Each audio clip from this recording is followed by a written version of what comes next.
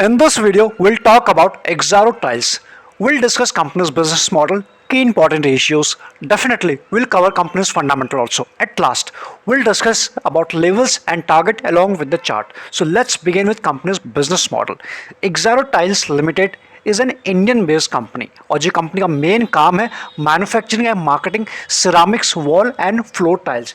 ये कंपनी का मेन काम है। अगर इसी को थोड़ा सा डीप में समझने की कोशिश करें, जो कंपनी टाइल्स मैन्युफैक्चर मार्केटिंग करती है वो करती है विट्रीफाइड टाइल्स इनका करती है और जो मेजरली यूज़ होते हैं फॉर फ्लोरिंग सोल्यूशन के अंदर। इसके अंदर भी जो इनके कंपनी के जो प्रोडक्ट हैं इनको डिवाइड कर दिया है दो कैटेगरी में कंपनी के प्रोडक्ट अवेलेबल हैं। फर्स्ट की अगर हम बात करें double charge vitrified tiles and second है ग्लेज्ड विट्रीफाइड टाइल्स। ये दो कंपनी के प्रोडक्ट हैं।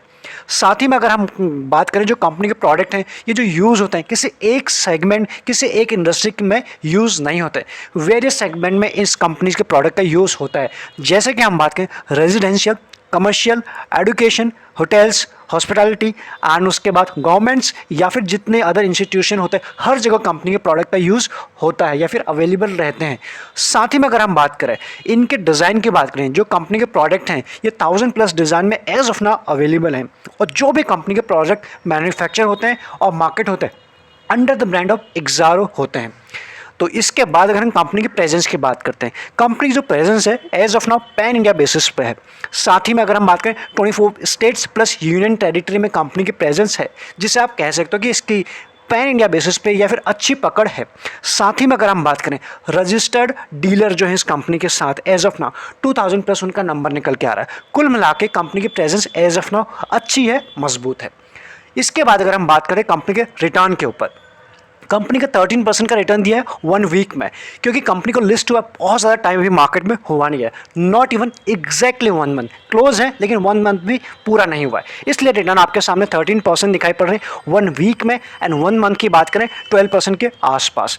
बाकी कंपनी को 1 ईयर और मैक्सिमम रिटर्न इतना टाइम हुआ नहीं है, इसलिए आपके सामने वो नंबर्स है नहीं। नेक्स्ट अगर हम बात करें कंपनी के नंबर्स कैसे हैं, ये सारी चीज़ें हमें बता देगी। अगर हम फोकस करें ईयरली बेसिस पे 18 से लेकर 21 तक का डेटा हमारे सामने है एंड हम फोकस करते हैं sales, operating profit and net profit के ऊपर। अगर हम बात करें जो 18 में 2018 में कंपनी की सेल थी वो 220 के आसपास थी, 220 CR। नेक्स्ट ईयर हुई 242, उसके नेक्स्ट ईयर 241। 2020 एक डिफरेंट ईयर और उसके बाद आप यहाँ देख सकते हो चीज़ें इंप्रूव होते हुए हमें दिखाई पड़ रही है 255 के आसपास। कुल मिला के कंपनी की सेल बढ़ रही है, बहुत बड़ी ग्रोथ नहीं दिखाई पड़ रही है, लेकिन सम हाउ कंपनी ने नेगेटिव रिजल्ट पोस्ट नहीं किए। प्लस कंपनी कंसिस्टेंट ग्रोथ के यहाँ धीरे धीरे सही लेकिन बढ़ रही है, ये एक पॉजिटिव बात हो जाती है। साथ ही में अगर हम बात करें कंपनी जिस सेगमेंट में काम करती है, कोविड की वजह से जिस सेगमेंट में काम करती है, जिस सेक्टर में इनके प्रोडक्ट यूज़ होते हैं, कंप्लीटली उस सेगमेंट में या फिर हम बात करें रियल एस्टेट में या फिर कंस्ट्रक्शन में कंप्लीटली काम जीरो हो चुका था, रुक सा गया था कुछ टाइम के लिए और एक लंबा टाइम था वो। उसके बाद भी एक अच्छी रिकवरी आपको दिखाई पड़ रही है, ये एक पॉजिटिव बात है। साथ ही में अगर हम बात करें कंपनी के ऑपरेटिंग प्रॉफिट कैसा रहा, 18 में जो था 42 CR, 19 में 39 CR डिप दिखाई पड़ी। उसके बाद 20 की बात करें 43 और 47 इस वक्त समवेयर वही वो नंबर हमें दिखाई पड़ रहे हैं कि कंपनी ग्रोथ तो कर रही है एक छोटे छोटे ग्रोथ परसेंटेज के हिसाब से, नेगेटिव में नहीं है ये हम कह सकते हैं। नेट प्रॉफिट की अगर बात करें 18 में था 18 CR के आसपास और अभी हमें दिखाई पड़ रहा 15 CR के आसपास, यानी 2018 के लेवल तक अभी भी नहीं पहुंच पाया। और बीच में अगर हम बात करें 2020 की 11 CR के आसपास कंपनी ने पोस्ट किया था। ये आप समझ पा रहे होंगे कि इसका कुछ किस तरह से कोविड का इम्पैक्ट रहा है नेगेटिव, इस कंपनी के ऊपर भी आपको नंबर्स के फॉर्म में दिखाई पड़ रहा है। बस ये पॉजिटिव है कि रिकवरी हो रही है। हमने जैसे नंबर अभी जस्ट देखे थे ना, वो छोटे छोटे ग्रोथ उनमें दिखाई पड़ रही थी साल ऑन साल बेसिस पे। यहाँ पे एग्जैक्टली चीज़ें हमारे लिए क्लियर हो जाएंगी कि किस सेल्स ग्रोथ से कंपनी आगे बढ़ रही है या फिर सेल्स ग्रोथ हो रही है साल ऑन साल बेसिस पर। आप यहाँ देख पाएंगे 1 ईयर की अगर हम बात करें -0.62 यानी नॉट इवन 1% पॉजिटिव में है एक साल के सेल्स ग्रोथ।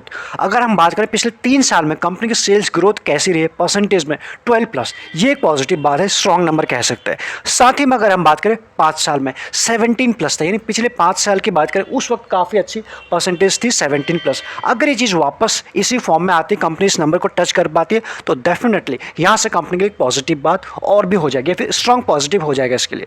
इसके बाद अगर हम बात करें कंपनी की प्रॉफिट ग्रोथ कैसी रही है पिछले 5 साल में, किस परसेंटेज के हिसाब से कंपनी की प्रॉफिट ग्रोथ आ रही है।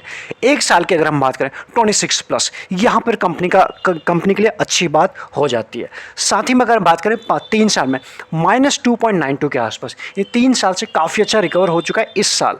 प्रॉफिट ग्रोथ की अगर हम बात करें 5 साल में जो 6 था, यहाँ पे हमें चीज़ें इंप्रूव होते हुए दिखाई पड़ रही है, इसलिए ये चीज़ हमारे लिए जो सामने है वो सामने है।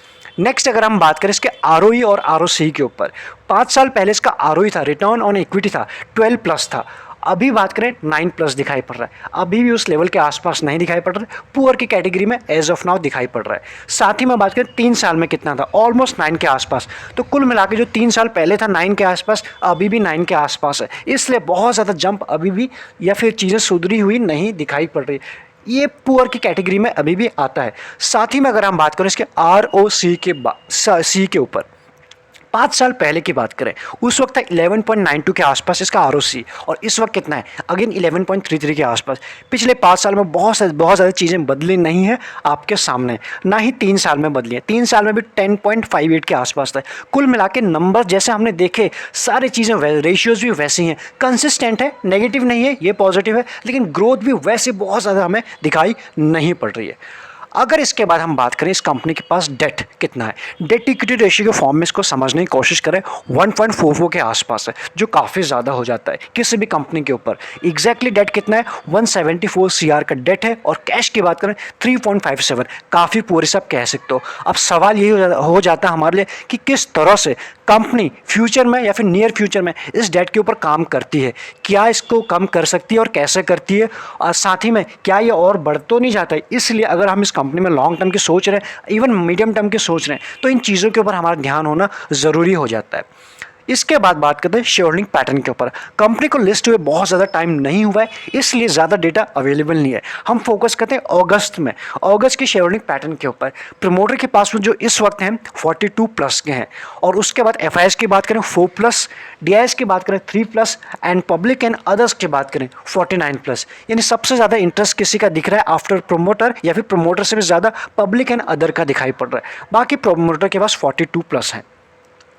नेक्स्ट अगर बात करें इस कंपनी के ऊपर कोई भी प्लेस एज ऑफ नाउ नहीं है, इसके डिविडेंड यील्ड 0 है एज ऑफ नाउ। EPS की बात करें 2.52 के आसपास है, इसे आप काफ़ी पुअर कह सकते हैं। साथ ही में इंडस्ट्री पी जो चल रही है 60+ चल रही है, और स्टॉक का पी चल रहा है 41 के आसपास। सम हाउ इंडस्ट्री पी से अभी थोड़ा सा नीचे दिखाई पड़ रहा है, तो यहाँ से इसके चार्ट को समझने की आप कोशिश करते हैं। इन सब के बाद कंपनी का चार्ट को समझने की कोशिश करते हैं। वन डे का चार्ट आपके सामने ओपन है, एक्सारो का चार्ट लगा हुआ है, एंड जो इस कंपनी की लिस्टिंग हुई थी, लिस्टिंग की बात करें रफली इस लेवल के आसपास 130 के आसपास, जैसे ही कंपनी लिस्ट हुई एक प्रॉफिट बुकिंग छोटे टाइम फ्रेम में हमें दिखाई दी थी, एंड उसके बाद आप यहाँ देख सकते हो। बाकी चार्ट को हम कंटिन्यू करें, अगर अभी तक आप प्राइवेट चैनल का पार्ट नहीं बने, डिस्क्रिप्शन में आपको लिंक्स मिल जाएंगे, प्लस डीमैट अकाउंट के ओपनिंग के लिंक्स भी मिल जाएंगे, प्रोसेस भी मिल जाएगा। अगर आपके पास डीमैट अकाउंट नहीं है, अपने लिए, अपने दोस्तों के लिए, फैमिली के लिए ओपन कराना चाहते हैं, सब कुछ आपको नीचे मिल जाएगा। अदरवाइज एक्स्ट्रा लर्निंग के लिए आप ज्वाइन बटन भी कंसीडर कर सकते हैं, वो आपको चैनल पर मिल जाएगा। जैसे ही आप ज्वाइन बटन क्लिक करेंगे सारी चीज़ें ओपन हो जाएंगी। यहाँ इसको समझते हैं, यहाँ पे कुछ कंसोलिडेशन होने के बाद आप यहाँ देख सकते हो, इसने वापस से ट्राई किया था, इस लेवल को ब्रेक करने के बाद यहाँ से ट्रेंड रिवर्सल के हमें यहाँ से क्लूज मिले थे कि यहाँ से ट्रेंड रिवर्स हो सकता है। उसके बाद ट्रेंड रिवर्स भी हुआ, ऊपर भी गया, एंड वापस से एक हमें कुछ प्रॉफिट बुकिंग दिखाई पड़ी, और जो इसने सपोर्ट लिया था उसी लेवल के आसपास लिया था जिस लेवल के आसपास की लिस्टिंग हुई थी। एंड उसके बाद आप यहाँ देख सकते हो, यहाँ पे सपोर्ट लेने के बाद किस तरह शेयर वापस से अप ट्रेंड में बना हुआ है। आज की कैंडल आप देख सकते हो किस तरह से ऑलमोस्ट 9% या फिर उससे प्लस ये पॉजिटिव में रहा है। इस लेवल को भी इसने ब्रेक कर दिया, इसलिए जिनके पास अभी है डेफिनेटली आपको इसको होल्ड करना चाहिए, कोई टेंशन की बात बिल्कुल नहीं है। ऑल्दो हमने नंबर्स देखे, अनबाइस्ड वे में सब कुछ देखा, उतने स्ट्रॉन्ग नहीं है, लेकिन चार्ट इस वक्त स्ट्रॉन्ग दिखाई पड़ रहा है, ये ज़्यादा हमारे लिए पॉजिटिव बात हो जाती है। इसलिए शॉर्ट टर्म वालों के लिए टेंशन की बात नहीं है। 3 केस निकल के आते हैं, जिनके पास है उन्हें तो बस एंजॉय करना है, जो आपके आंखों के सामने जो ये रैली और आने वाली है इसको आपको एंजॉय करना है। सेकंड अगर बात करें जिनको फ्रेश बाइंग करनी है, फिर एवरेजिंग करनी है, यहाँ पे इस लेवल के आसपास कर सकते हैं, बिल्कुल कर सकते हैं, क्योंकि इसमें अभी कन्फर्म हो चुका है कि यहाँ से ट्रेंड रिवर्स हो चुका है, इसलिए इसमें हमें ऊपर के लेवल भी दिखाई पड़ सकते हैं। 175, 200 के लेवल्स भी दिखाई पड़ सकते हैं। अगेन डिपेंड करता है कि हमारा टाइम हॉरिजन कितना है, कितने टाइम तक हम इस शेयर को अपने पोर्टफोलियो में जगह देते हैं। इसलिए यहाँ से अगर कभी भी मार्केट में हिकअप आते हैं, कोई भी यहाँ से किसी दिन हमें मार्केट में प्रॉफिट बुकिंग दिखाई पड़ती है, अगर आपको लेना ही है तो उस दिन भी आप इसे एड ऑन कर सकते हैं। अदरवाइज इस प्राइस के आसपास भी अगर इसको लेते हैं तो डेफिनेटली ये शेयर यही नहीं रुकने वाला। यहाँ पे सवाल आप कर सकते हैं कि आज तो 9% भाग गया। ज़रा सोचिए, क्या ये शेयर सिर्फ लाइफ टाइम में या आने वाले 3 महीने 6 महीने 9% भागेगा? बिल्कुल नहीं। आपको इसका आंसर मिल गया। तो 9% को हमें नहीं देखना चाहिए कि आज के 9% भाग गया आगे नहीं जाएगा, जरूर जाएगा। बस ये है कि हमें थोड़ा सा इसको और थोड़ा सा अपने टाइम हॉरिजन को बढ़ाना होगा अगर इस लेवल के आसपास भी लेते हैं अच्छे गेन के लिए। अदरवाइज जस्ट इसमें ब्रेकआउट हुआ है, अभी इसको बहुत दूर जाना है, उतनी टेंशन की बात नहीं है। कंपनी के फंडामेंटल उतने स्ट्रांग नहीं है जिसे देख के हम वाव कह दें, लेकिन ऐसा भी नहीं है जिसे देख के बिल्कुल ही इग्नोर किया जाए। इसलिए अभी भी ये प्राइस अट्रैक्टिव दिखाई पड़ रहा है। चलिए इस वीडियो में इतना ही। हमने मैक्सिमम चीज़ें कवर करने इसमें कोशिश की है। इन सब के बाद भी अगर आपके कुछ कमेंट रह जाते हैं, क्वेरी रह जाते हैं, आप हमें कमेंट के थ्रू बता सकते हैं। अदरवाइज एक्स्ट्रा लर्निंग के लिए आप ज्वाइन बटन भी कंसिडर कर सकते हैं। इसके बाद अगर आपको वीडियो ठीक लगता है तो एक लाइक और सब्सक्राइब कर भी नहीं जाइए, क्योंकि एक वीडियो बनाने में काफ़ी मेहनत लगती है। अगर आपको एक लाइक या फिर सब्सक्राइब हमें मिलता है तो हमें वो चीज़ समझ में आती है जो हम यहाँ से पास ऑन करने की कोशिश करें आप तक पहुँच रही है। चलिए, थैंक यू सो मच।